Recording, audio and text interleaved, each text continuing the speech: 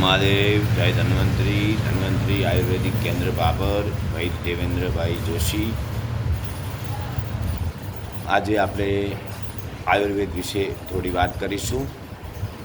અમે અહીં બાબરમાં આયુર્વેદિક કેન્દ્ર ચલાવીએ છીએ। છેલ્લા 5.5-6 વર્ષથી અમારું ચાલુ છે। સાથે અમારી જોડે ઓર્ગેનિક સ્ટોર છે, જેના અંદર અમે સાચું ઓર્ગેનિક જે આપણા રાજ્યપાલ સાહેબ શ્રી આચાર્ય દેવવ્રત સાહેબના જે ઓર્ગેનિક ઝુંબેશ ચાલે છે, જે પ્રાકૃતિક ખેતીનું અભિયાન ચલાવવામાં આવે છે, એના અંદર જોડાયેલા ખેડૂતો દ્વારા જે સાચે જ ઓર્ગેનિક પકવેલું છે એવું સર્ટિફાઈડ ઓર્ગેનિક તમામ વસ્તુઓ સાથે રાખીએ છીએ। સાથે આયુર્વેદિક દવાઓ બધી છે, એ કોઈ કંપનીની નથી, પણ અમે નિદાન કરી વાયુપિત્ત અને કફ પ્રકૃતિ, એમના લક્ષણો, એમનું આભા, એમની ઓરા, એમની માનસિક સ્થિતિ, આ બધાને સંપૂર્ણપણે ઉપયુક્ત નિદાન કરી અને એના આધારે વટીગુટી ગૂગલ જે શાસ્ત્રોક્ત આયુર્વેદમાં જે બતાવ્યું છે સાથે શાસ્ત્રોક્ત નિદાન, એવી રીતે વટીગુટી ગૂગલ ચૂર્ણ દ્વારા અલગ અલગ અનુપાન સાથે આપી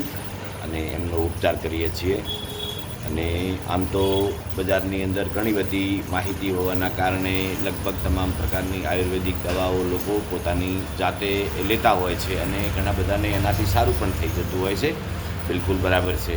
પરંતુ આયુર્વેદ એવી રીતે કોઈ કોમન દવા નથી, એમ જે વ્યક્તિની પ્રકૃતિ અનુસાર એનું અનુપાન બદલે છે। કોઈને ત્રિફળા ઘી સાથે લેવું જોઈએ, કોઈને ત્રિફળા નવશેકા પાણી સાથે લેવું જોઈએ, કોઈને ત્રિફળા સાદા પાણી સાથે લેવું જોઈએ, કોઈને હિંગાવષ્ટક જમતા પહેલાં લેવું જોઈએ, કોઈને જમ્યા પછી લેવું જોઈએ। એની પાચન ટીપણની પ્રકૃતિ કેવી છે, એનું આમ બને છે કે નથી બનતો, એનું શરીરની પ્રકૃતિ કેવી છે, એના આધારે આપણે એનું નિદાન કર્યા પછી આયુર્વેદિક દવાનો ઉપયોગ કરવો ખૂબ જ જરૂરી છે।